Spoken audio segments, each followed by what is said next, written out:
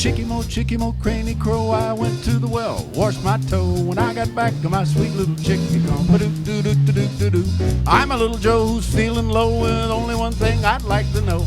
Why in the world, my sweet little chickie? I love doing this part, pulling the whites and the blacks out. Yes, I wish I knew why she... It's like having dessert. Chicky mo, cranny crow, I ain't going to the It's the well. last step, but it's definitely one of the most satisfying parts of the drawing, is the contrast.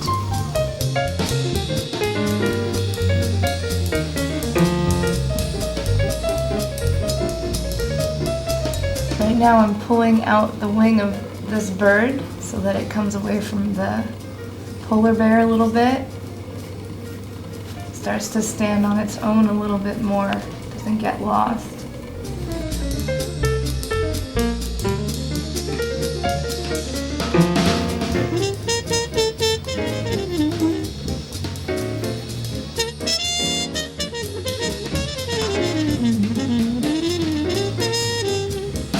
This is William. He's my horse. He's right outside the studio, so if ever I need a model, I can go out here and try to move him so that I can draw him, and he's pretty easily movable. I can pose the animals to kind of get a better angle, and not to mention they're great co-workers because you rarely have an argument with these guys.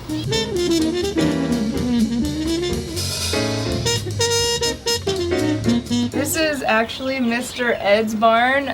Francis the talking mule and my friend Flicka. They all lived here. The trainer was Les Hilton, and he used to walk down to the studios that are still there today. So all those animals were housed in this barn. So it's a pretty special house and a very, very special barn.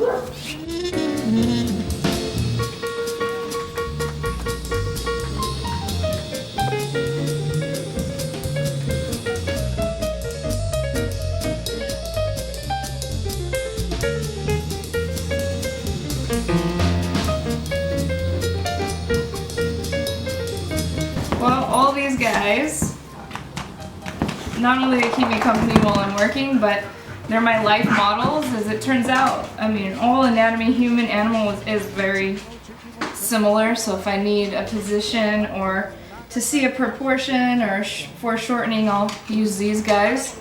And this one's particularly malleable. But they're my friends, my coworkers, and my life models, all rolled into one. Yes, I wish I knew why she left me here so long. Chicky mo, cranny crow.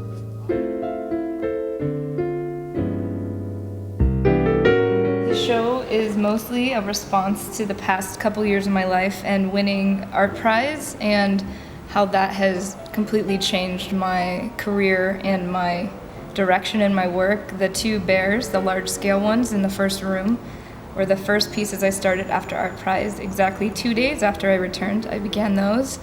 And I had this idea of storm and all the things that happens in a storm, change and weather and unpredictability. And I kind of went with that theme. I started with the polar bears, kind of this idea of floating or falling in between. Could be floating, could be falling. Most of the small works are also studies that I did in preparation for the large ones and in tandem with them. So I worked on the small ones and the large ones at the same time. And I would get ideas for them, and then I would, once I liked that idea, I went with that theme and would bring it into the big ones, and then vice versa. I would work out a lot of those issues through the small drawings. So in essence, they're almost one continuous piece, even though they're broken up into several different ones.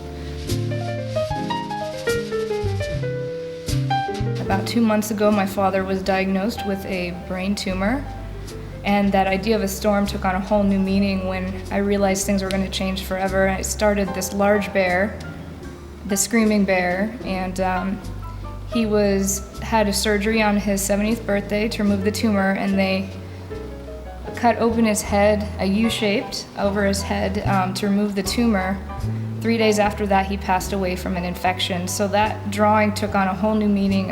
I started it when he was diagnosed with the tumor in it, and I'm ending it now that he's passed. So it's kind of been through the whole range of emotions, and it's kind of my reminder of what it was like to go through it, And I'm still working on it now. I'm continuing it onto the walls, so it's not ending yet. This piece is not even close to being done. Well, obviously it'll never totally be resolved.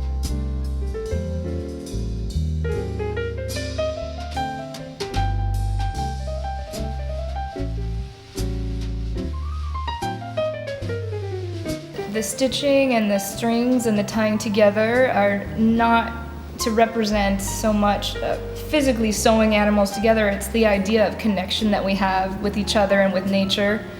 It's that we are all connected, and some of the connections are painful and some are not, and some are dangerous and some are not. And it kind of plays with that idea that we think that we are so disconnected from nature, but we are in essence the same as everything else that exists. The bonding and the binding is to physically, for me to physically represent that.